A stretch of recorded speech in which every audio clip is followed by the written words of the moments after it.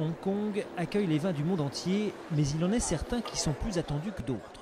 Et aucun doute, à voir la foule qui se presse pour déguster les grands crus classés de Saint-Émilion, la tradition française a encore la cote. C'est formidable, phénoménal. Et Saint-Émilion a une si longue histoire. There's more elegance in their wine. More elegance in the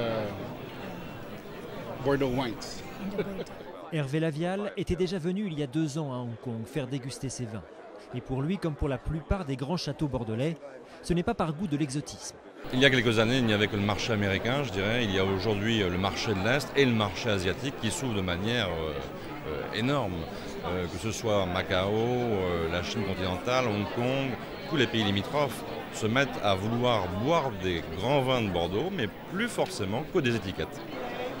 Et avec une consommation de vin qui devrait doubler en 3 ans, y compris en Chine, le marché asiatique ne fait pas seulement rêver les grands noms. Ce domaine du Languedoc, par exemple, joue la carte de l'autodérision, la grenouille arrogante. C'est peut-être ainsi qu'on nous voit parfois, nous les Français. C'est aussi le nom de la cuvée, une recette commerciale pour séduire l'acheteur néophyte. On peut lutter en fait contre les vins Nouveau Monde, ces vins chiliens, australiens, néo-zélandais. On accroche par le marketing et ensuite on fidélise par la qualité des vins. La concurrence est sévère en effet, et la guerre des prix sans merci. L'Asie n'a rien d'un Eldorado facile. Le sommelier Thomas Scheidt, qui avec quelques autres passionnés tente de promouvoir à Hong Kong les vins méconnus, de France ou d'ailleurs, met en garde. Les petites régions, petites appellations, ça serait superbe qu'elles puissent percer dans ce grand marché.